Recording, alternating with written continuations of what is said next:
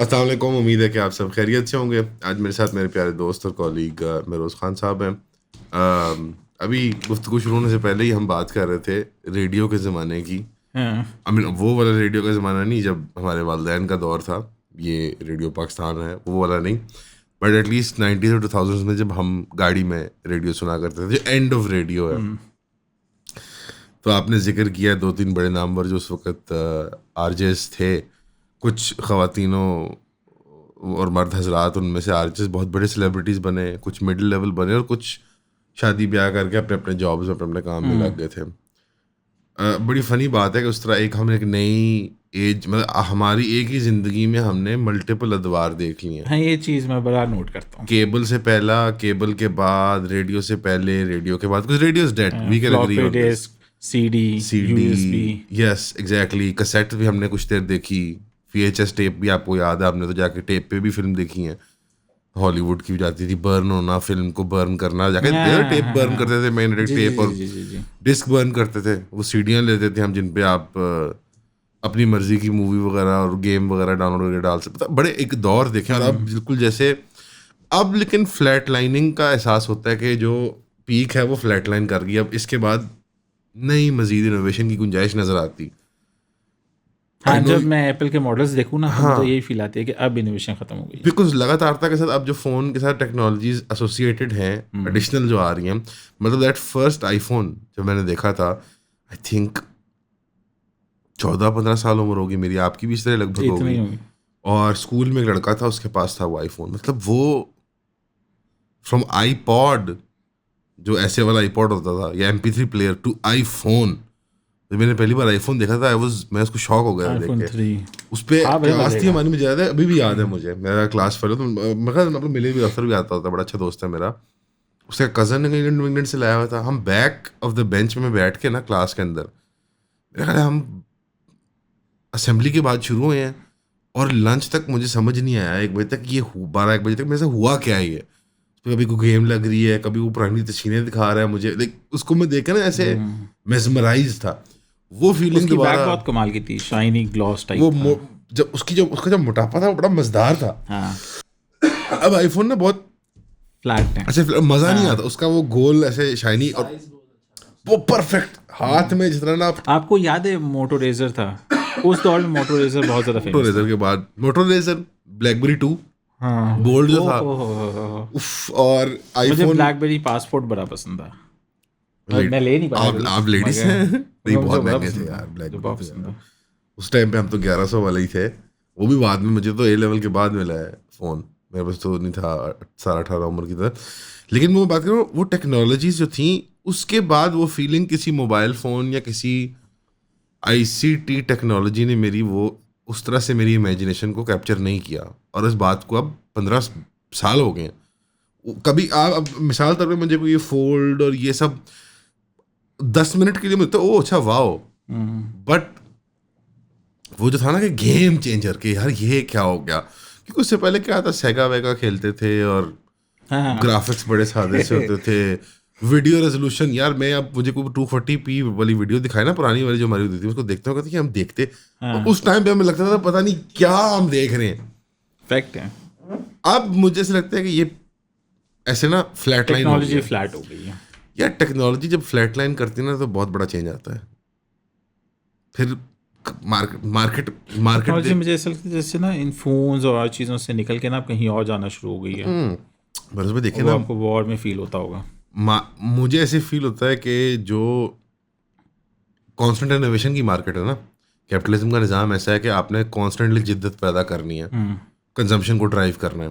जब ये साइकिल या प्रोसेस ब्रेक होता है ना, तो उसके बाद फिर जंग, जिदाल, लड़ाई झगड़ा, मार्केट को रिसेट करते हैं एक बारी। यानी ये कोई कुछ दानिस्ता और एक जनरली लाशऊर के अंदर, जैसे इज्तिमाई लाशऊर है ना जी जी जी इंसानियत जी। का, मार्केट का जो मार्केट फोर्सेस, जैसे वो अपने आप को सेल्फ करेक्ट करती हैं।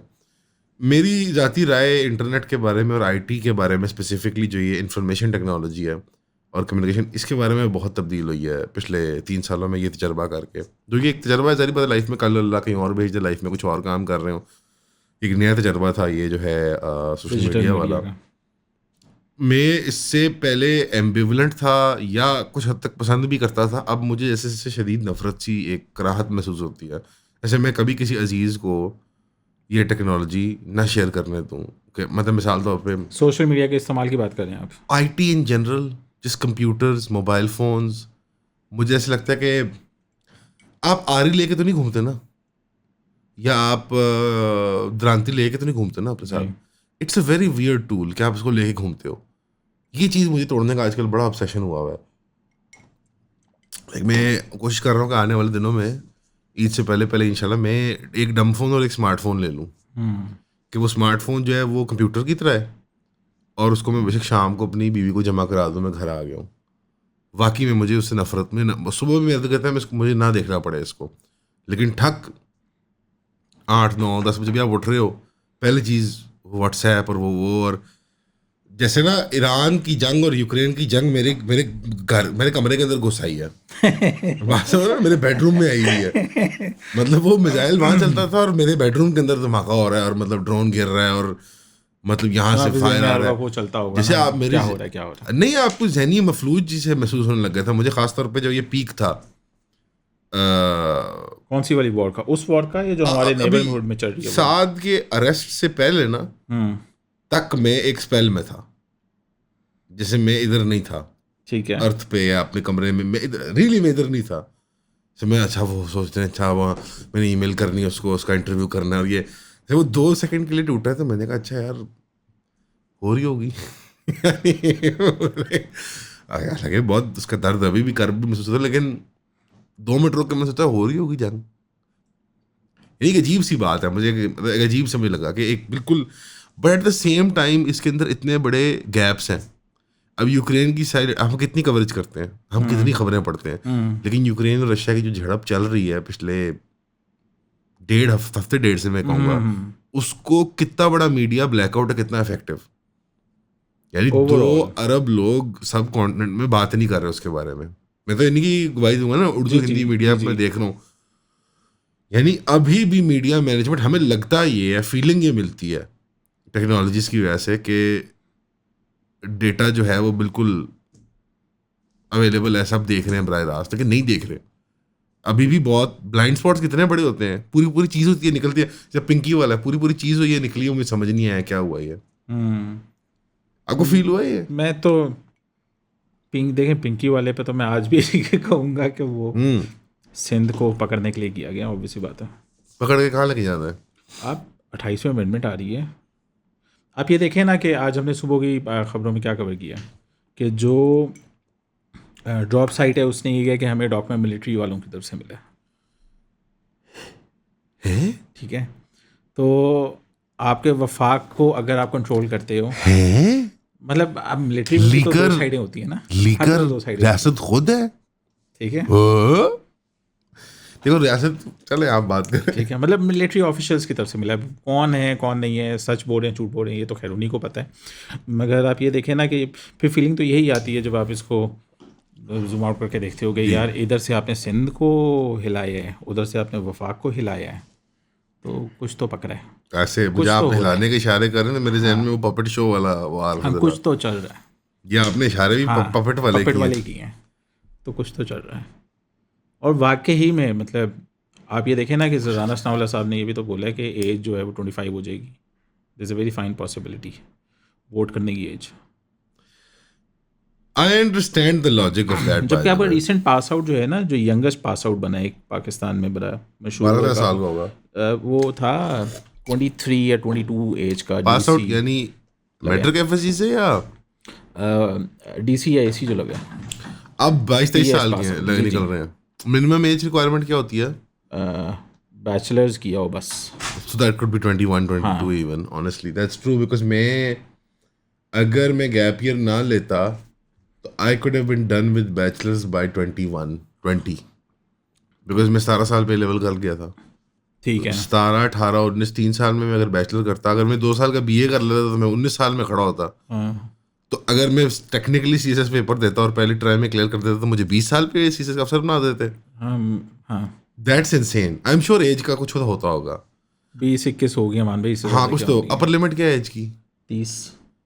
30 एक्सटेंशन अगर है आप प्राइवेट नहीं हो, अगर आप सरकारी नहीं हो, सरकारी में है 3 साल की एक्सटेंशन है, सरकारी। इधर भी 3 साल की एक्सटेंशन है इस सरकारी से मुराद क्या है? अगर आप गवर्नमेंट ऑफिसर हो और आप CSS के पेपर दे रहे अगर आप पहले से गवर्नमेंट अफसर हो। हो, जी जी यानी मैं अगर अभी को मुलाजमत इख्तियार करूँ किसी सरकारी महकमे में, जी तो फिर मैं 3 साल की मजीद मोहलत मिल जाएगी। मैं 30 का हूँ, तो मैं 33 तक फिर, दे सकता हूँ, वरना अगर मैं प्राइवेट सिटीजन हूँ तो 30 पे कट ऑफ है। 30 पे कट ऑफ। जॉर्ज ऑरवेल के नॉवल 1984 और क्रिश्चियन बेल की साइफाई एक्शन मूवी इक्विलिब्रियम के दरमियान क्या कॉमन है? इमीडिएटली देखते हैं तो लगता है कुछ भी नहीं, लेकिन जब गहराई में जाते हैं तो पता लगता है कि ये दोनों थीमेटिकली एक चीज के बारे में, वो है डिस्टोपियन गवर्नमेंट। इसको बिग ब्रदर भी कहते हैं, जो बिग ब्रदर जो हमेशा देख रहा होता है आपको। बिग ब्रदर का चर्चा तो बहुत है आजकल पाकिस्तान के अंदर, लेकिन इस तरह के कॉम्प्लिकेटेड थीम्स को समझने के लिए हमने द क्लब बनाया है, जो कि पहले तो सिर्फ एक बुक क्लब हुआ करता था पिछले 1-1.5 साल के लिए, लेकिन अब हमने उसको एक यूनिवर्सल क्लब बना दिया है। इसके अंदर किताबें, popular films, documentaries, articles, published papers, इन सारों का मजमुआ बना के हम thematically month to month complex ideas को एक ग्रुप सेटिंग के अंदर एक कम्युनिटी के साथ समझने की कोशिश करते हैं।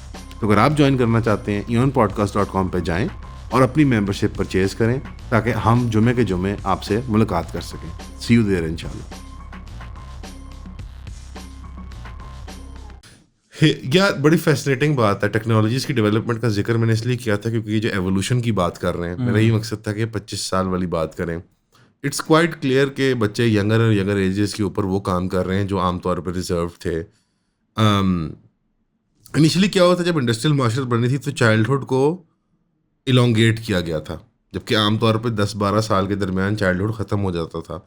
9 और 12-13 के दरमियान में कहूँगा, आप एक एडोलेसेंट एडल्ट होते थे, प्यूबर्टी आ जाती थी, आप अपने बाप की मजदूरी पकड़ लेते थे खेत में, क्योंकि पढ़ाई का, तालीम का मेयार जो था वो अक्सर लोगों के लिए, अनलेस आप में यूनिक टैलेंट था या आप पोजीशन थे किसी रॉयल में, हाउस होल्ड में, या अरिस्टोक्रेट के बेटे हैं, या किसी बड़े दानिश्वर या आलिम के बेटे हैं, तो आपने कितना पढ़ना था। अक्सर लोगों को लिखना पढ़ना ही नहीं आता था। जो बुनियादी शायरी, फ़लसफ़ा, मंतक अपनी माशरत का होता था वो सीख लेते थे बचपन में।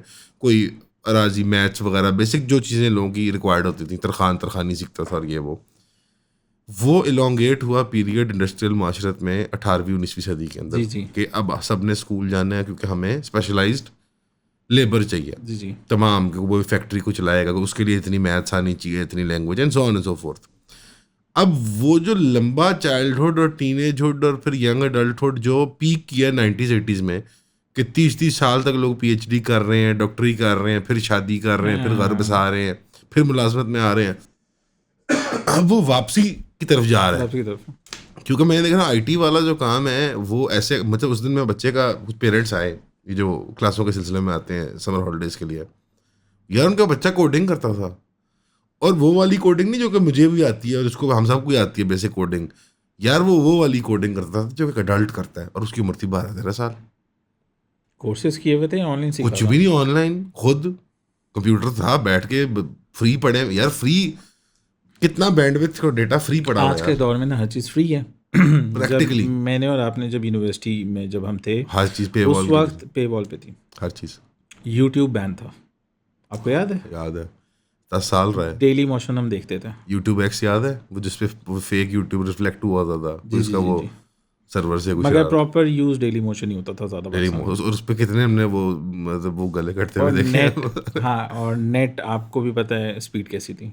मुझे याद है एक वर्ल्ड कॉल था, एक वतीन था, एक पिक्सल था, बस ये 3 थे। हाँ मेरे पास था, फाइबर था ही नहीं, वतीन था मेरे पास। लोगों को वतीन चौक का भी नहीं पता। हाँ वतीन एक कंपनी थी, PT डेटा कंपनी थी, उसका एक चौक भी होता था, याद नहीं? वतीन चौक डिफेंस में सलमान थोड़ा छोटा है ना। हाँ, ये नून लीग है ना, इन्होंने तो पता ही कुछ नहीं। नून लीग को नहीं पता ही। वतीन चौक PTI वालों को बड़ा मशहूर है। जी जी यस, व्हाट अ थ्रोबैक यार। वो वतीन चौक के सामने खड़े होकर कहता है कि ये गर्मी में खराब हो गया, इनकलाब नहीं आ रहा। नहीं, वो इस्लामाबाद में होता है। वतीन चौक हमेशा PTI का प्रोटेस्ट होता था। हाँ यार, वतीन चौक लगता है जैसे आपने मुझे, मतलब कोई मेरी ना मसल मेमोरी। हाँ, वतीन चौक पर धरने दिया करते थे ये लोग, और लोग कहते थे कितनी अजीब सी बात है, डिफेंस में धरना दे रहे हैं। को माल ते जाओ, को कुथे शिमला पहाड़ी और ये मतलब लिबर्टी चौक मतलब जाओ। उस वक्त उनकी जितनी भी फोर्स थी ना, जितनी भी थी, वो डिफेंस में वो वहीं पे आती थी। असल में केबल भी तो वहीं चल रही थी ना, डिफेंस और कैंट में। जी। मतलब वो चैनल एयरवाई चल रहा था ना। उस टाइम पे मुझे यार नहीं वैसा पता क्या feel वो आता था, है। वो कैंट में कौन से चैनल नहीं दिखाते थे, डॉन नहीं दिखाते थे, जियो नहीं दिखाते थे, और सिर्फ AR दिखाते थे। यार भाई दिखाया जाता था। हाँ, कैंट में तो मैं एक दफ़ा एंटर हो रहा था, तो मैं ई टैग वाली लाइन में चला गया। गलती ये थी कि लाइन में जाना गलती नहीं थी, ज़्यादा बड़ी स्टिकर लगा गलती हुआ था थी। जियो का, ज़्यादा बड़ी गलती थी कि मैंने कार्ड पहना हुआ था ऑफिस का। Press card. हाँ, उसको लगा ये दादी की गाड़ी है। मैं कहूँ कि भाई ये मेरी अपनी गाड़ी है। उसने कहा एक काम करें, आप वापस जाएं और और मैं, आप ना इस रोड को छोड़ दें, आप दूसरी साइड से जाएं, डिफेंस हाँ सेंटर रोड। तो मैंने कहा इस रोड को मैं क्यों नहीं यूज़ कर सकता। तो उसने कहा नहीं, मतलब जो मीडिया गाड़ियाँ हैं वो अलाउ नहीं है इस रोड पे। सर तो मैं, मैंने कहा वो आपके अफसर कहते रहे, मैंने उनसे बात करनी है। सर तो 9 मई की बैंड मेरी बात, बजी हुई थी लेकिन कि ये पता नहीं जाने दे, लाइसेंस मेरे पास था नहीं। ठीक अपनी है। यही कल्टस में थे, नहीं, मैं वैगन आर में था। तो वो वैगनार में। फिर उसने क्या किया कि मैं वहाँ जाता हूँ, उनसे जाकर बड़े तमीज़ से तरीके से बात करता सर हूँ। सर वो सर मैं तो कुछ भी नहीं किया मेरा, सर मैं बस मतलब गुजरना आदमी के पास चाह ये रहा भी था है वो भी है। यार। मैं 9 मई का आपको वाक्य सुनाता हूँ यार। एक डमी शो होता है जियो पे, उसमें एक अली साहब हैं, वो एक डमी का किरदार अदा करते थे, वो नकल उतारते हैं ना लोगों की, ओ, ऐसे ही नाम है ना, अली। जिसकी जगह ताबिश ने ली है, मतलब पहले वही थे। बेसिकली जिन अंकल को ताबिश ने रिप्लेस जी जी। किया है, सर वो अंकल, मैं निकला दफ्तर से 7:30 बजे, 8 बजे, 9 मई के बाद, क्योंकि यहाँ बहुत अली हुलड़बाजी मीर। थी। अली मीर, बिल्कुल, अगर अली मीर साहब देख रहे हैं कोई इधर तो सलाम मेरा उनको। मैं गया, यहाँ हमने खाना खा लिया, हमने कहा यार चलो लंबी रात लंबी है ये, तो ये खाना खा लेते हैं। खाना खा के मैं निकला तो मुझे फ़ोन आया रास्ते में, फ़ोन का सिग्नल बंद थे, मुझे व्हाट्सएप आया हुआ था दफ्तर में ही, वाईफाई के थ्रू, मोहल्ले में हमारे एक अंकल का, यार इस तरह एक आदमी खड़ा हुआ है पार्क में सुबह से, और वो बेचारा स्ट्रैंडेड है, तो आके देख लो इसको। मैं आया मोहल्ले में, जैसे ही उतरा नीचे, मेरा मोहल्ला बिल्कुल ना कैंट और गुलबर्ग के सेंटर में है, जैसे बीच बीच में। तो जहाँ से क्रॉस करके अंदर गए थे ना, बलवाई बलवाई, जी जी जी, तो मैं समझ गया। पुलिस स्केप करके हमारी तरफ आती थी, और सिविल वर्दियाँ तब्दील करके ना वहीं से खिसक गए रात को ड्यूटियाँ करके। तो एक बड़ा बैटल सीन था मेरा एरिया का। तो मैं उतरा वहाँ पे, तो हमारे पार्क में, बंजर सा हमारा बड़ा ही डिप्रेसिंग सा पार्क है, उसमें कोई 1900 डूड का एक पुराना सफेदा लगा हुआ है बस। उसके नीचे एक आदमी ना, मतलब मगरिब इशा का टाइम है, ऐसे करके ना स्ट्रीट लाइट के नीचे ऐसे सूट बूट पहना हुआ है, लेकिन टांगे पूरी ऐसे फैला के ना जमीन के ऊपर ऐसे करके बैठा हुआ है। मैंने जाके अस्सलाम वालेकुम, मैं गाड़ी रोकी, मैं कहा भाईजान आप ठीक हैं? वो मुझे अंकल उतारते, आप सुबह से बैठे हुए हैं। भाई मैं अली सोहन सा, मुझे याद नहीं था उस टाइम, अली मीर है उनका नाम, शायद अली मीर है उनका नाम। तो वो मैं इधर फंस गया हूँ। मैं कहा कैसे फंस गए आप? कहने लगे वो सामने से पीटीए वाले आ रहे थे, इस तरह से पुलिस और फौज वाले, तो सुबह से एरिया बंद है। एक सिविक रिबॉन थी उनके पास, पीछे स्टिकर लगा हुआ था इतना बड़ा बड़ा जियो का। तो मैं जियो के लिए काम करता हूँ, तो मुझे था ये मारेंगे, नहीं तो ये मारेंगे वो डरने के डर में वो पार्क बैठे रहे। और वो दोपहर और शाम में से 2-3 बार गए नमाजों के टाइम हमारी मस्जिद, और वहीं कूलर से उन्होंने पानी शानी पी लिया। यानी वो 12-1 बजे से बंदा इशा तक भूखा खाली पेट धूप में ऐसे ही बैठा हुआ वहाँ पे, अब मई की गर्मी। मैंने कहा चले आपको मैं ले जाऊँ जहाँ, मैंने तो डिफेंस जाना था भाई, मुझे कराची से आया था, मुझे रास्ते नहीं आते। मैंने कहा चले आप आए, करते करते उनको मैं फिर लेकर गया वॉल्टन। उन्होंने कहा नहीं, मैं कहा नहीं आपको हम छोड़ आते हैं, मेरे कोई मसला नहीं है। रात को आगे करके मैं उनको फिर छोड़ के आया। उस टाइम नई नई पॉडकास्ट शुरू हुई थी, जियो के दफ्तर छोड़ के कहाँ पे? नहीं किसी साहब को, लाहौर किसी को मिलने आया, रिश्तेदार को, किसी घर जा रहा था डिफेंस। सोशल मीडिया पे एक चीज़ बड़ी मशहूर चल रही है कि जियो ने अपनी बिल्डिंग सेल पे लगा देंगे। नहीं वाकई? अच्छा मेरे इल्म में नहीं है, but I think high time है। हाई भाई टाइम। जियो वो आए तो मैंने कहा जनाब आप ठीक हैं, खैरियत से हैं? फिर आपको मतलब एक को पॉइंट पे ना कॉमन, शायद वतीन चौक ही था, मैं मजाक भी नहीं कर रहा, डिफेंस का 3 चौक। वतीन चौक पे ही, हम मुझे याद नहीं आ रहा, बट हम एक काफ़ी अंदर तक गए, शायद वतीन चौक तक ही गए हों। फिर वहाँ गोल चक्कर में इशारा करके ना कि अब आपको क्लियर हो गया, उन्होंने कहा हाँ मैप शैप भी मुझे समझ आ रहा है कहाँ जाना है। फिर वो चले गए जनाब। जाते हुए उन्होंने ना नंबर ले लिया, तो उन्होंने कहा नहीं मैं आपका शुक्रिया अदा करूँगा, आप नौजवान लड़के, ये वो सारा वो क्या आप मतलब आपको कभी आए हैं, आपको बर्गर पिज़्ज़ा खिलाते हैं ये वो। तो बिल्कुल अल्लाह बच्चू कर रहे थे। मैं कहा यार इतने छोटे बच्चे तो नहीं है बर्गर पिज़्ज़ा। मैं कहा सर वो एक हमारी पॉडकास्ट होती है, अगर आप उस पर कभी गेस्ट बन गया वाला मैंने कहा था रात क्या की कहते हैं बात वैसे, की। रिस्पॉन्स क्या था उनका? उन्होंने कहा जरूर बेटा आप लाहौर आ जाओ, फिर मैंने कभी रब्ता ही नहीं किया, मैंने कभी पूछा ही नहीं। तो ये लेकिन मेरे साथ ये बड़ा फनी वाकया हुआ 9 मई का, एक अजीब सी मैं बात तो नहीं ऑफिस है। में बैठा हुआ था, मैं वहीं पे बैठा रहा था, बैठे रहे थे एक्सप्रेस में ना, और काफ़ी देर तक तो 9 मई कवर ही नहीं हुआ था। हमने 1-2 वीडियोस बनाई थी पहले 2-3 दिन, फिर डिलीट कर देती थी, फिर बनाते थे, फिर बंद कर देते थे। हमें पड़ी होंगी अभी भी, बड़ी फनी वीडियोस हैं। इवेंचुअली फिर हमने कोई 2-3 दिन बाद प्रॉपरली रिपोर्ट करना शुरू किया था। उस टाइम समझ ही नहीं आ रही थी करना क्या है, हाँ, हर कोई कंफ्यूज था, मानता बहुत ही ही, कंफ्यूजिंग हर था। कोई कंफ्यूज था। लेकिन ये मेरा पॉइंट ये है कि आप असल बात जो रिपोर्टिंग, आप कर अच्छा रहे थे ये ना, आपकी टू द जो पॉइंट ऑफ 9 डिस्कशन का मई, स्टार्ट हुआ था, सेम एज द यूक्रेन वाली चीज में बात कर रहा था, ईरान वाली चीज रिपोर्टिंग उस तरह नहीं हो रही। दुनिया में कहीं नहीं होती। एंड वी, हमारी एजम्पशन होती है कि डेटा हमारे पास सिमेट्रिकली अवेलेबल है, लेकिन डेटा एसिमेट्री बहुत ज़्यादा है। यानी सप्लायर में ऑफ डेटा या इंफॉर्मेशन और कंज्यूमर में बहुत गैप है, बहुत एसिमेट्री है, बहुत टेढ़पन है। और एक ये भी तो मसला आ रहा है कि अभी तक ये नहीं पता चल रहा कि जीत कौन रहा है। अच्छा देखा आपने, आप मोस्टली वेस्टर्न सोर्सेज इस्तेमाल करते होते हैं, वो तो ऐसे प्रेजेंट कर रहे हैं जैसे रशिया अग्रेसर है और वो तो यूक्रेन की मारने पे आया हुआ है और उसको तो भावला, उसको झाग आ रही है। हकीकत नहीं है। मतलब आपने जब ये रिपोर्टिंग, यूक्रेन ने मुसलसल सिवाय वो जो मेमोरियल डे है 8-9 मई का, 8-9 मई बनता का है world World war War 2 II का, विक्ट्री डे, उसके अलावा विक्ट्री डे पे उसने तो उसके अलावा उसने अंत मचाई हुई है। सिविलियन इंफ्रास्ट्रक्चर पर ड्रोन मार रहा और वो है। ट्रूस भी जिस तरह उसने कह के दिया था ना, वो फील हो रहा था जैसे आप ना खैरात ही दे रहे हो। वो तो ट्रंप ने प्रेशर डाल के करवाया यूरोपियंस पे। असल में यूरोपियंस किसी मूड में नहीं है रुकने पे। उन्हें नज़र आ गया कि ट्रंप हमें नहीं इस मैदान में उतरेगा। मैं एक इंटरव्यू देख रहा था वो जॉन मीरशेमर साहब का, और मैं उसको कंपेयर कर रहा था वो क्रैगनॉफ साहब की, जो बात मैंने आपसे डिस्कस की थी ना, हमने उस पर रिपोर्ट भी की थी। जो रशिया के क्रैगनॉफ साहब हैं, जो ये डॉक्टर रिकमेंड कर रहे हैं कि ओहो, वो बड़े हैवी थे। पागल है बंदा यार, यूरोपियन सेंटर्स को हिट करो, उनकी लीड के बंकरों को हिट करो, उनके बिजनेस को हिट करो, और कन्वेंशनल से लेकर न्यूक्लियर लैडर तक चढ़ने को तैयार रहो। उसको देख के ना मेरे जहन में आ रहे थे नॉर्थ कोरिया का वो, बाबा कि ये इसके हाथ में हो ना अथॉरिटी, तो ये बम अभी बस चलाते। इन बटन वहां से लेके जब उधर तक आते हैं जॉन मीरशेमर तक, अमेरिका की जो ये जो रियलिस्ट किस्म की बड़ी कोल्ड कैलकुलेटिंग किस्म की जो फिक्र है, सोच है, तो मैंने उनके चेहरे में खौफ देखा पहली बार। मैं उनके इंटरव्यू 10-12 साल से देख रहा हूँ। उनकी किताब मुझे 15 साल पहले एक मेरे रिश्तेदार ने गिफ्ट की थी, इजराइल लॉबी। वो बड़े हंसमुख हैं, मुस्कुराने वाले। मैंने पहली बार उनके चेहरे में खौफ देखा था यूक्रेन की ये लड़ाई, जो रिसेंट डेवलपमेंट्स हैं, और चाइना के फेलियर्स और ईरान के फेलियर्स के बाद अमेरिका के। उन्होंने कहा अब ये यूरोपियन पीछे नहीं हटेंगे, क्योंकि उन्हें नज़र आ रहा है अमेरिका नहीं। देखो ना, अगर मिसाल तौर पे यूएस ने जर्मनी से अपनी फोर्स निकाली है, आई थिंक पोलैंड से भी निकाल ली है। जो ये एयर स्पेस इस्तेमाल करते हैं यूक्रेन, जो छोटू सा मुल्क है यार, यूक्रेन और रशिया के दरमियान, जहाँ से साइड से उड़ा के लाते हैं ड्रोन। अभी नाम आ जाएगा, बेलारूस नहीं, एक और है, वो नेटो के अंदर है, मेरा जहन स्किप हो रहा है।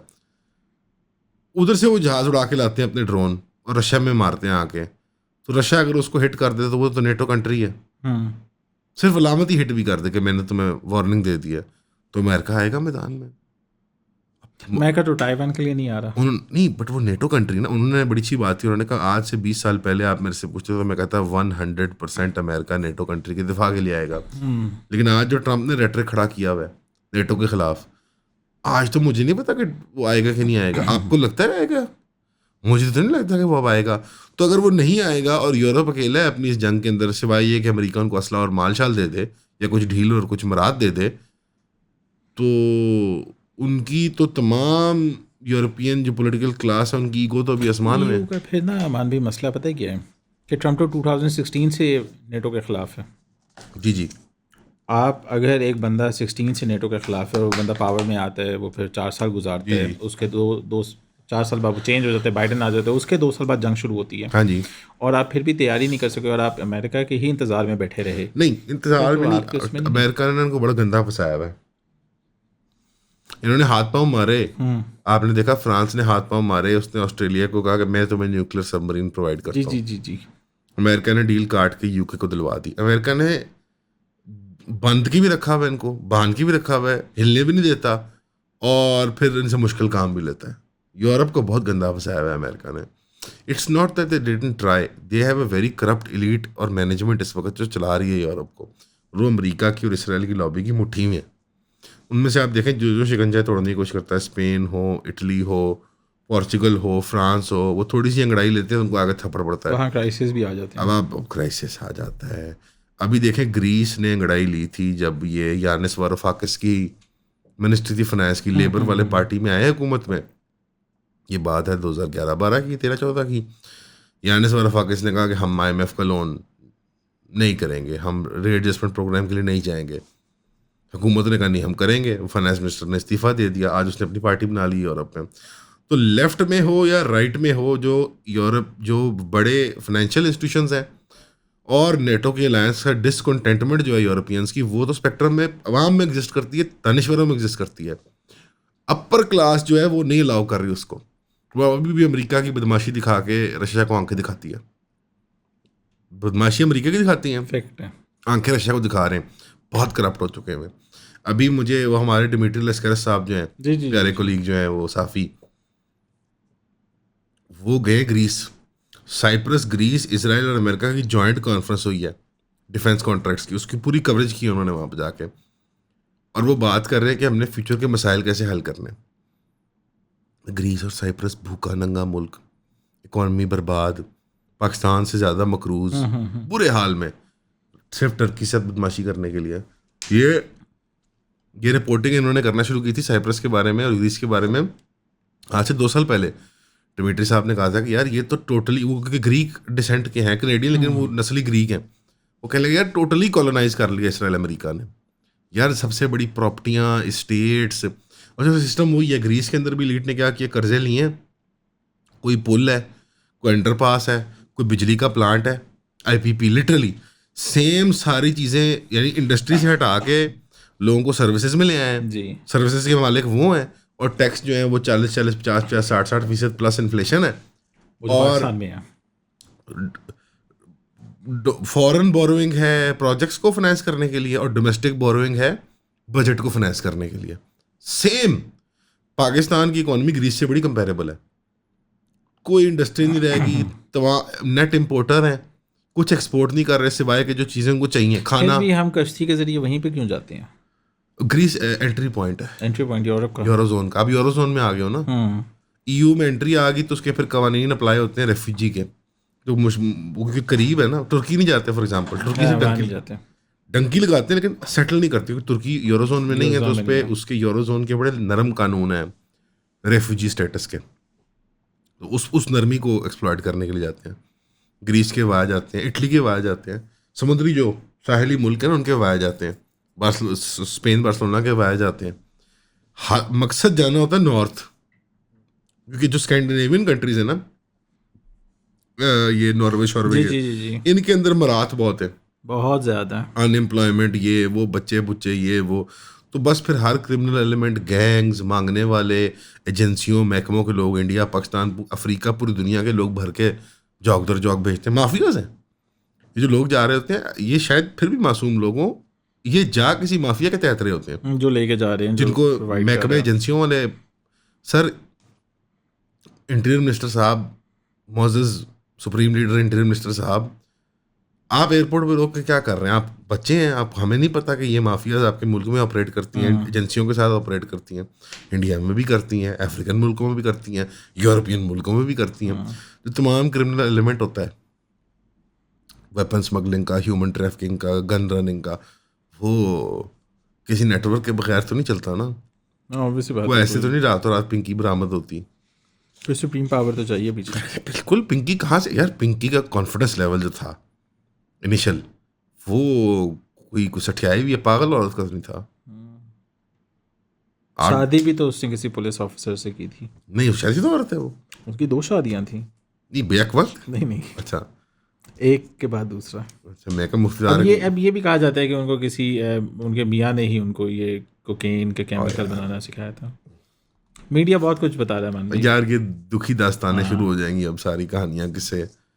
तो बेसिकली अगर पाकिस्तान को आपने स्टडी करना है तो आप ग्रीस को स्टडी कर लो, पाकिस्तान का मॉडल समझ आ जाता है।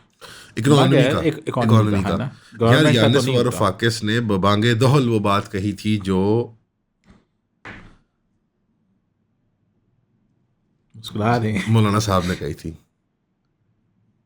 कि सूद ऐसा कोई नहीं देना वो ठीक है, जब ग्रीस ने कहा था हम कोई नहीं देंगे IMF को। सर, सूद ऐसा कोई नहीं देना, ये तो साढ़े दीन हराम है, ठीक जितने पैसे साढ़े कोल होवणगे तां असी देंगे नहीं। मजाक के अलावा उन्होंने सीरियस जो उसमें कहा था ओडियस डेट, एक तस्वुर है लेफ्ट के अंदर जो बिल्कुल सही क्रिटिक है, तनकीद है बड़े फाइनेंशियल इंस्टीट्यूशंस की कि ये एक्सप्लॉयटेशन का बायस है ग्लोबल अमेरिकन जो डॉलर रजीम है उसकी, कि बुनियादी तौर पे वो डेवलपमेंट प्रोजेक्ट्स एलीट के लिए होते हैं, इस्तेमाल में भी एलीट के आते हैं, वो किसी काम के नहीं होते। मतलब मैंने एक प्रोग्राम देखा और ये मकबूल जान साहब का आज से 4-5 साल पहले बड़ी सही बात की उन्होंने कहा मोटरवे पे कितने हम लोग गाड़ियाँ चलाते हैं, 10,000 20,000 30,000 लाख लोग होंगे, तो जो करोड़ों लोग मोटरवे के लेफ्ट और राइट पे रहते हैं वो किक्कर के साए के नीचे हज़ारों साल से सो रहे हैं, मक्की की रोटी खा रहे हैं घी लगा के ऊपर, वो सरसों का साग खा, वो तो एज इज वैसे के वैसे ही रह रहे हैं। तो डेवलपमेंट प्रोजेक्ट्स की अपलिफ्टमेंट की जो कहानी है ना वो एक झूठ है, एक शराब है। मतलब जर्मनी ने हाइट ऑफ पावर पे अपने मोटरवे बनाया था, हाइट ऑफ पावर पे वर्ल्ड वॉर 2 के से पहले के दौरान ऑटोबान जो है। फर्क है। अच्छा अब ये देखें, एक मोटरवे है, हाँ जी, एक NHA है, GT रोड। बिल्कुल मोटरवे पे आप वाली बात बड़ी जेन्युइन है हाँ, कि लेफ्ट राइट कोई डेवलपमेंट नहीं है, लेकिन जीटी रोड पे पूरा लेफ्ट राइट बहाल क्योंकि सर वो 1000 साल की नेचुरल प्रोग्रेस से तैयार हुई है ना। जीटी रोड हमारा नेचुरल रास्ता था ना सिल्क रूट का, ठीक है। किसी मंतक के तहत किसी बादशाह ने जब फॉर एग्जांपल ये कच्चे रास्ते शुरू से चले आ रहे हैं, शेर शाह सूरी साहब ने इसको पक्का करवाया, सराय बनवाए। जीटी रोड के वो माहिर थे ना, वो तो ट्रेड के, उनका ही ख्वाब था कि उज़्बेकिस्तान से लेके मैं पूरे इस खत्ते के ट्रेड को, बड़े विजनरी शेर शाह सूरी, बहुत विजनरी। बल्कि एक लतीफ़ा मुझे मेरे दोस्त सुनाते होते हैं, पश्तून है वो। नवाज शरीफ इस लिहाज से आधे विजनरी थे कि उन्होंने इंडिया से सिर्फ अफगानिस्तान तक शरीफ मैं लतीफ़ा सुनाता हूँ ना, फिर मैं नवाज शरीफ पे आता हूँ। मेरा एक बहुत नरम गोशा है, सारी बात है नवाज शरीफ साहब के लिए होता ही है, पंजाबियों का हमारा होता ही है उनके लिए। शेर शाह सूरी के बारे में लतीफ़ा सुनाया, एक वज़ीर बड़े प्यारे दोस्त हैं हमारे, उन्होंने कहा कि मेरे वालिद कहते होते थे कि 99% अकल जो है ना पश्तूनों की वो शेरशाह में अल्लाह ने डाली और बाकी 1% जो है वो बाकियों में बांट दी। मैंने कहा यार ये तो बड़ा आज के दौर में रेसिस्ट बात है। कहते नहीं हम फ़ख्र से ये बात कहते हैं। तो वाकई में असद का तो आपको पता है बेटे का नाम भी शेरशाह है, मैं तो बहुत बड़ा आदमी मानता हूँ और असद भी मानता हूँ, मैंने इसकी वजह से नाम तजवीज़ किया था। और ये बस वो जल्दी एक शहीद हो गए वो एक्सीडेंटल ब्लास्ट में, वरना ये मुगलों से बेहतर सल्तनत कायम कर लेते हैं। बड़ा एक लंबी तारीख है। बट उन्होंने जो वो रोड का वो किसी नेचुरल पाथवे पे था, गुजरगाहें चरवाहों की, डंगरों के। अब ये पहाड़ काट के वो रास्ता जहाँ से रोड जाती नहीं, जहाँ कोई गुजरगाहें नहीं, जहाँ कोई बस्तियाँ नहीं, ऊट पटांग इसके वो रास्ते, और ये जिस तरह बल खाती हुई मोटरवे, तो ये उसी से वही बू आती है, वो जो ग्रीस वाली बात है कि स्ट्रक्चरल लोन है, डील्स हैं जिनका फ़ायदा, जैसा डेवू कंपनी की डील है, मैं और आप तो नहीं डेवू कार के मालिक बन गए, डेवू कंपनी के साथ डील थी ना ये।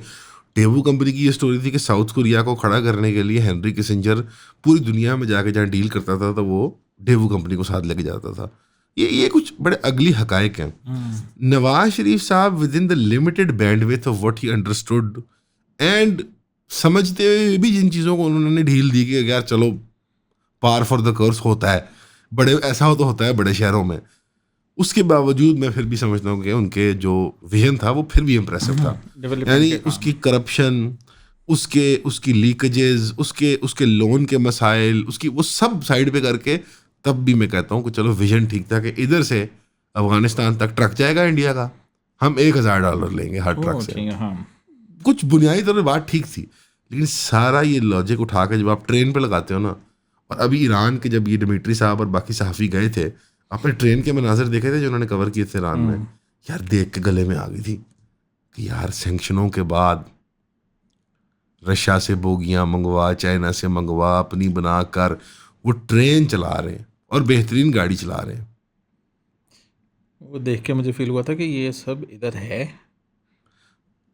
सर ईरान के शहर देख के होता है कि इन्हें कोल एवी है, ठीक है ना। पॉइंट मेरा ये है कि जहन में कई दफ़ा मेरे आते हैं, अब तो मैं अपने भाइयों को बहुत ज़्यादा कहता हूँ बल्कि वो यार आप यार मुझे कोई रिमोट जो मिले ना हाँ चलो तो और अगर ऐलान के हालात बेहतर हों बस ये तो मैं हैरान हूँ, जंग के बादल टल जाए इससे तो बड़ा शानदार मुल्क है। क्योंकि वो जॉन जो आया हुआ था जिसके साथ हम जॉन हुसैन भाई, हाँ जी हाँ जी। उन्होंने एक शो में कहा था कि 2 महीने का मेरा बिल 4500 था, और मेरे किचन बिजली का भी, का? हाँ जी, और मेरे किचन का भी एसी है, पूरे घर में एसी है जो चलता रहता है।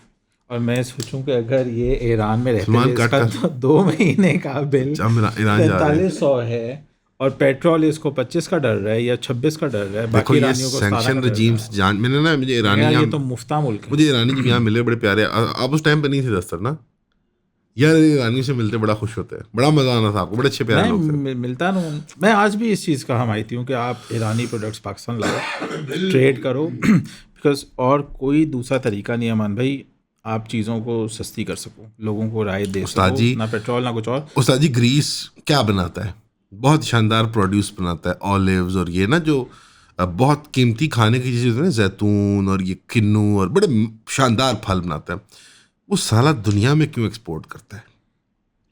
अगर एक भूखा नंगा मुल्क है, अब पाकिस्तान यूक्रेन की जंग हो रही है तो गल्फ में खाना एक्सपोर्ट कर रहा है, असला दे के यूक्रेन से घटिया आटा ले रहा है। ईरान की जंग हो रही है तो वो गल्फ में खाना एक्सपोर्ट कर रहा है, फूटी कौड़ियाँ लेके घटिया आटा इंपोर्ट कर रहा है। अब मेरे मुंह में खाक जून जुलाई ये खड़ा है, आप प्रेडिक्ट करते हैं 25 रुपए वाली रोटी सब्सिडाइज मिलेगी, मरीम नवाज साहबा देंगी? 14 की दे रही है तब तो 16-18 की थी ना, मुझे तो 25 रुपए की नजर आ रही है। असूल नमान भाई, बनता ही नहीं है ना इसका असूल तो। अच्छा एक तंदूर है। अच्छा ये मुझे इसने ट्रिक बताया, ये बताएं तो सही आप, तंदूर हाँ, वाला उस पर अगर आप तेल वगैरह डाल दो, लगा दो यार, कोई कभी सब्जी, देखे तो ये वो रोटी रोटियां तो स्पेशल होती है, हो कभी जाती कभी एक आधा तेल लगे होता है, ये इसने मुझे बताया कि ये ट्रिक है, वो स्पेशल रोटी में आ जाती है तो उस पर फिर वो रोटी होती है। अगर आप तेल लगा लो रोटियों पे तो थोड़े से लगा लो, बिल्कुल। ये तो बेदमोशी है यार। नहीं, अच्छा एक और चीज़ मान भी, अगर आटा आप ले रहे हो कहीं और से, और सर हुकूमत का ग्रीन बोरी वाला आटा नहीं ले रहे, नहीं, आप हुकूमत की गैस नहीं ले रहे, आपने हुकूमत से ज़मीन नहीं ली हुई, जगह आपने बनाई, मतलब आप फ्लावर मिल की बात कर रहे हैं? मैं तंदूर की बात कर रहा हूँ। अच्छा जी, तो अगर लेबर तुम्हारी खुद तुम खरीद रहे हो, बहुत अच्छा सवाल, जगह तुम खुद ले रहे हो, मजदूरी तुम्हारी, एलपीजी पे तुम लगा रहे हो, आटा तुम खुद प्रोक्योर कर रहे हो कंपनी से जाके, जो हुकूमती आटा नहीं है, सारा ब्लैक है, ठीक है, तो फिर तुम रोटी 16 की क्यों दोगे? 16 पे तो बचता ही नहीं है कुछ। मैं आपको जेन्युइन बता रहा हूँ, कुछ नहीं बचता। बच नहीं सकता। एक अच्छे तंदूर वाले की आपको पता है दिहाड़ी कितनी है दिन की? 1500 रुपये, जो सिर्फ रोटियां लगाता हाँ हो। जी, और उसका जो उस्ताद होता है ना, जिसका 20 साल या 15 साल का एक्सपीरियंस हो, वो 3000 का, जिसको हर किस्म का नान लगाना आता हो। ये मैं 1500 रुपये बता रहा हूँ सिर्फ रोटी वाले का, रोटी और सादा नान। नहीं, आप मेरी बात को समझे ना, फिर वो उसमें वही प्रॉब्लम आती है कि why is Pakistan an exporter of food. आपको विजुअल याद है जब मुशर्रफ साहब कराची गए थे और चीफ जस्टिस की बहाली की मुहिम भी चल रही थी, और कराची में उस दिन खून की होली मची थी, और शेरी रहमान की गाड़ी थी, और उनकी गाड़ी पे कुछ लोग खड़े हुए थे, उनके हाथ में गन्स थी और फायरिंग्स भी हो रही थी, याद है मुझे, और मीडिया कवर कर रहा था, याद है मुझे याद है, जियो कवर कर रहा था उस वक्त। जियो का एक बड़ा मशहूर गाना आता था, जियो तो ऐसे, जियो तो ऐसे, वो तो स्टार्ट तभी हुआ था। नहीं बोला जियो तो ऐसे नहीं, सॉरी, जियो और जीने दो, कुछ इस तरह का गाना। हाँ कुछ था, आप सही कह रहे हैं। लेकिन यार ये कितना जल्दी ये विजुअल्स देखने के बाद और सब में पार्टिसिपेट करने के बाद वहां से लेके 9 मई का सफर जो है कि अब सारे हो हाय अपने डंडे चलाए, अपनी पुलिस के ऊपर हम तस्वुर भी नहीं कर सकते। यार आप लोग बंदे मारते थे सड़कों पे। आपको मरियम नवाज का वो नैप के एंट्री में जाना याद है, जब उसे नैप पहुंचना था और गाड़ियों में लोग पत्थर लेके पहुंचे हुए थे? हमारे दारे का रिपोर्टर जख्मी हुआ था, मैं 2-3 घंटा डाइव स्टेशन के सामने फंसा रहा था। आपको वो याद है जब गुल्लू भट्ट ने यहाँ नहीं फेरी थी लाहौर में? उनकी आई थिंक डेथ हो गई है। नहीं यार, मेरे ख्याल से आइकॉन है, क्योंकि उनकी एक वीडियो बड़ी वायरल हुई थी कि कल्चरल आइकॉन है गुल्लू भट्ट साहब इनके साथ। जनाब बस मैंने आपको क्या कहा, बॉस मेरे ट्रिमर लाओ, बस ट्रिमर ले गया कि रशिया यूक्रेन जंग में हो क्या रहा है। ऐसे में रशिया यूक्रेन से ज़्यादा बात बन गई थी अबाउट हम क्या कर रहे हैं, हम किधर जा रहे हैं। हम ट्रीट की स्पॉन्सरशिप लेके ब्लेडो का काम शुरू ब्लेडो का हम डायरेक्ट गाइस, मैं सिर्फ आपको बताने के वाइटल जैसी चाय पूरी मार्केट में, पूरी मार्केट में नहीं है, और वाइटल पियोगे तो जिंदगी जियोगे। ठीक, शुक्रिया शुक्रिया, थैंक यू, हमेशा की तरह आपका सुनने का शुक्रिया। हाँ, उम्मीद करता हूँ कि आप खैरियत से होंगे, दुआओं में याद रखिएगा। हमेशा की तरह सुनने का शुक्रिया। अस्सलाम वालेकुम। नहीं बट लाइक सीरियसली दो वो विजुअल सारे इकट्ठे करके अगर आप देखें सब भी ऐसे थे, सभी ऐसे हैं। सॉरी सभी ऐसे। ताकत, ये रिवॉल्विंग डोर ऑफ ताकत जो है ये अवाम की, और ये भी ख़त्म नहीं होना। आप हर किसी पाकिस्तान की हिस्ट्री पढ़ लें, आपको पावर में आने के लिए कहीं से इजाज़तनामा चाहिए, चाहे फॉरेन पावर्स हों या चाहे लोकल पावर्स हों, इजाज़तनामा तो चाहिए। क्योंकि जो ये साइफर वाला सारा मामला, इसमें स्टेट को तो कुछ भी नहीं होगा, डीप स्टेट को तो कुछ भी नहीं होगा। वो इस तरह की कई हजीमतें, मान भाई इस चीज़ में कहता हूँ कि ठीक है इजाज़तनामा लो, इन सियासतदानों पर अगर मैं छोड़ दूँ ना कि मुल्क की सिक्योरिटी भी यही देखेंगे, तो आप तो फिर खैर। चले यार, ये आप लोग का प्रॉब्लम है ना कि आप लोग को जमहूरियत रास नहीं आती, ये मसला है इन लोगों का। आपको सिर्फ आपके लीडर को बारी चाहिए बस। नहीं, मैं हमेशा कहता हूँ कि बहुत ज़रूरी है इक़्तिदार में पावर में आने के लिए गेट नंबर 4 की इजाज़त लेना बहुत ज़रूरी है सबके लिए। बड़े अच्छे हो गए आप, तंदूर को जुगत लगा के आप बचाव कर रहे हैं अपना। नहीं, ये मेरा बड़ा जेन्युइन एनालिसिस है कि आप यार आप नून लीग पे या पीटीआई पे या पीपल्स पार्टी पे मुल्क की सिक्योरिटी छोड़ सकते हैं कभी? जेन्युइनली बताएं अमान भाई। नहीं, मैं जेओएफ पे छोड़ना चाहता हूँ। 22 तारीख को धरना देने जा रहे हैं, सॉरी प्रोटेस्ट करने जा रहे हैं, पता है किस चीज़ पे? महंगाई पे। महंगाई तो हो गई है। मौलाना साहब की बात कर रहे थे, मौलाना फजलुर रहमान। और उनसे पहले एक और पार्टी के खिलाफ बात नहीं करनी, और उनसे पहले एक और ज़बान काट, और उनसे पहले एक और पार्टी है जो प्रोटेस्ट करने लगी है महंगाई पे, जमात इस्लामी। वो पहले बी, फिर सी टीम, डी टीम, एंड में फिर वो आएंगे, वो पीके मैप और वो सब। बहुत महंगी हो गई है रोटियां। तो ये चीज़ें तो हैं यार, जमहूरी प्रोसेस का एतबार और एहतराम और उसके बारे में सीरियस गुफ्तगू तो ख़त्म हो गई है। मेरे से संजीदा गुफ्तगू ही नहीं की जाती उसके बारे में, जो हम हंसी जा रहे हैं बार बार। और आपने काइंड ऑफ भांडा फोड़ दिया कि यार ये सारा प्रोसेस सब कहानी है, आप अप्रूवल लेके आए। हम इसको फॉर्मलाइज क्यों नहीं करते? इस बीच में मरते क्यों हैं, जीते मरते क्यों हैं रोज? हम चाइना के नहीं बन जाते? हम देखते हुए भरे हुए हैं ना मीडिया को, हम चाइना के नहीं बन जाते? ओह पीआरसी, हम सऊदी अरब की बादशाह को नहीं बन जाते, लेकिन एक फौजी बादशाह, एक रियासती बादशाह जहाँ सिविल मिलिट्री ब्यूरोक्रेट चलाते हैं मुल्क को। सीरियसली लाइक हम रोज जीते क्यों हैं, मरते क्यों हैं? कोई तो आइडियल है ना जिसको हम चेस कर रहे हैं कि नहीं यार ये चलो डंडे तो खा रहे हैं लेकिन चलो सही मतलब हम अभी तक अपना प्रॉपर कोई आइन नहीं ला बना सके। एक आइन है, उसमें हमने कितनी 27 अमेंडमेंट्स कर ली हैं, 28 भी आ रही है। और बेसिकली हमारी अमेंडमेंट एक अमेंडमेंट नहीं होती है, वो एक के अंदर पता नहीं कितनी है। अब वो अमेंडमेंट नहीं, अमेंडमेंट होता है वो पूरा। तो वो तो पता नहीं कितनी दफ़ा आइन के अंदर चेंजेस कर चुके हैं, मगर अभी तक हमें कोई सॉलिड फॉर्म ऑफ आइन नहीं मिल सका। 25 साल की वोटिंग एज, ऑब्वियसली ये डिटर करने के लिए जो पिछले इलेक्शन में 45-47 का सर्कस हुआ है वो यंग लोगों की वजह से हुआ है। और होराइजन के ऊपर खौफ भी यही है कि 18 साल के लोग अगर आगे वोट देंगे तो वो उड़ा के ले जाएंगे। तो दोबारा ये 45 और अब 47 वाली एम्बेरसमेंट दोबारा नहीं हो पाएगी इनसे, क्योंकि सारी धांधली जो होती है वो 45 तक होता था जी। अब ये जो धांधला किया है उन्होंने पहली बारी, धांधला सही लफ्ज़ है इसके लिए, 45 to 47 वाला ये रेप्लिकेबल नहीं है मेरे ख्याल में। उसको प्रीएम्प्टिवली निप द इन द बड वाली बात है कि ये 18 से 25 वाला ये मामला कर देंगे, यही मकसद है ना इसका। तो अब मुझे बताएं कि पंजाब का निकाह का कानून फिर 18 पे क्यों रुका है? 25 होना चाहिए। मैंने तो रिकमेंड भी किया उस दिन अंग्रेजी के प्रोग्राम में कि यार 25 रखें आप निकाह का कानून। हाँ, बच्चों का शऊर डेवलप ही नहीं हुआ था। आपको नहीं लगता उससे फिर काम ज़्यादा ख़राब हो जाएगा, एडल्ट्री और चीज़ें ज़्यादा हो जाएगी? 30 साल कर दे, मेरे ख्याल शायद फिर ठीक हो जाए। हर कोई नहीं होता शरीफ। मैं तंजिया कह रहा हूँ, मुझे लगता है एज लिमिट नहीं होनी चाहिए, रेगुलेटेड ही नहीं होना चाहिए ये। ओह अच्छा, आप इस्लामिक उसमें चल रहे हैं ना कि जब नॉट जस्ट इस्लामिक, जस्ट एक रैशनल मॉरल पर्सपेक्टिव से भी, कंप्लीटली सेकुलर पर्सपेक्टिव से आप देखें, रियासत का काम नहीं है कि लोगों के प्राइवेट बिहेवियर्स को वो रेगुलेट करे। प्राइवेट बिहेवियर्स, पब्लिक बिहेवियर्स पे करे सख्ती। पब्लिक में आपने शराब नहीं पीनी, पब्लिक में आपने बेल्ट पहननी है, सीट बेल्ट पहननी है, हेलमेट पहनना है, बहुत अच्छी बात है। प्राइवेट बिहेवियर का क्या ताल्लुक है? तो वालिदैन का फैसला होता है बच्चे की शादी कहाँ होती है। यानी फरीक कौन है? वालिदैन, लड़की लड़का, और ये 2 जमा 2 4 जमा 2 6, 6 ये लोग हैं जिनका ये फैसला है। ये 7वां बीच में सरकार की तरफ से आ गया।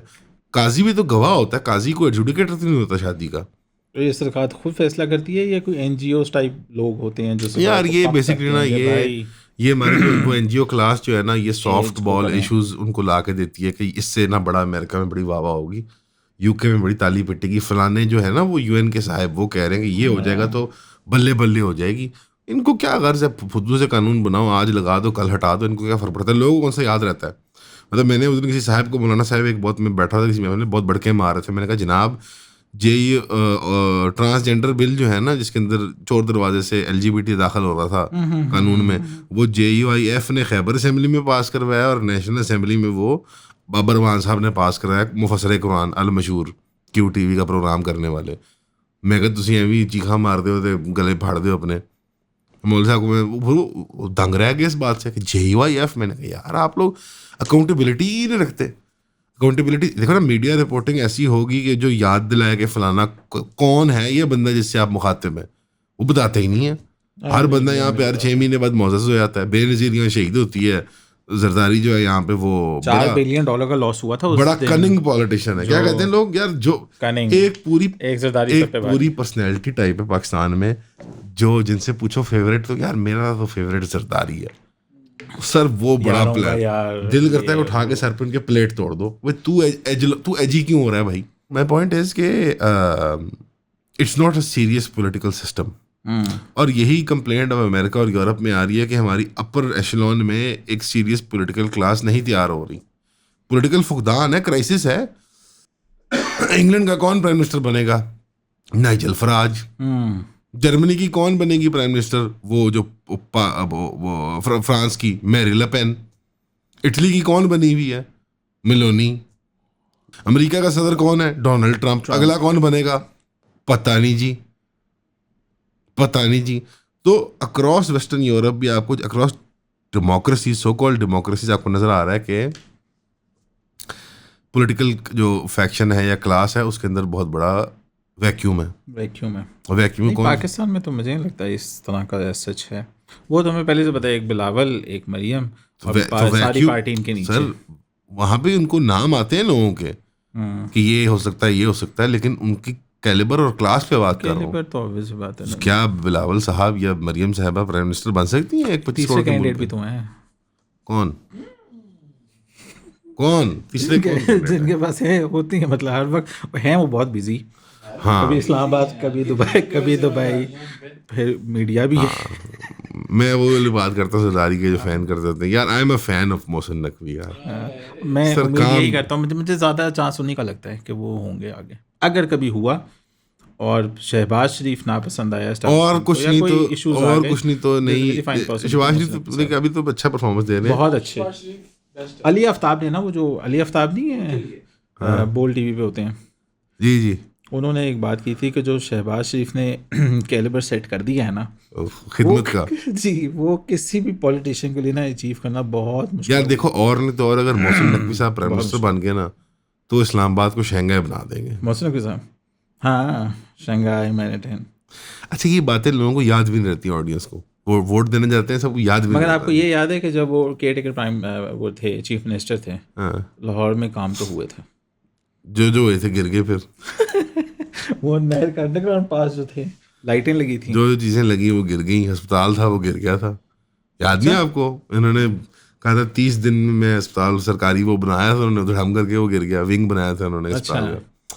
यार छोड़ो यार, स्पीड, ये जो स्पीड वाला और जो इंफ्रा वाला काम है ना, ये भी कौन दिखाता है? ये भी अवाम को ट्रक की बत्ती कौन दिखाती है? ये दिखाता है ना, कौन दिखाता है? मोहसिन ये, मोहसिन वो, या मरियम ये। मरियम साहिबा मेरे ख्याल में एक कामयाब सियासतदान है, बहुत। हम जवल हैं। मन भी काम तो हो रहा है इसमें कोई यार, चुपके में गिलास। मैंने आपसे लास्ट टाइम भी ये बात की थी कि आप ट्विटर देखें, आपको नजर आएगा ट्विटर पे काम हो रहा है। ये काम नजर आएगा ट्विटर पे। अच्छा, और नजर जो आना है वो काम हो रहा है। अच्छा वाकई में ठीक है। मुझे उनकी और चीज़ों से इख्तलाफ वजह से भाई ये जो काम हो रहा है, ये जो काम हो रहा है, मैं इसी से सवाल पूछ रहा हूँ मुतल्लिक। ये काम का एक तो है ना कि गटर साफ हो रहे हैं, सड़क, ये सब म्यूनिसिपैलिटी लेवल जो काम होते हैं ये चीफ मिनिस्टर ने करने होते हैं। अभी लोकल बॉडी है नहीं ना एक्टिव। अच्छा अच्छा अच्छा, हमेशा की तरह हो जाएगी सुनने का शुक्रिया। सब करेंगे। ये थे मेरोज खान साहब, बहुत बोर किए उन्होंने आज। शुक्रिया, अस्सलाम वालेकुम। Thank you.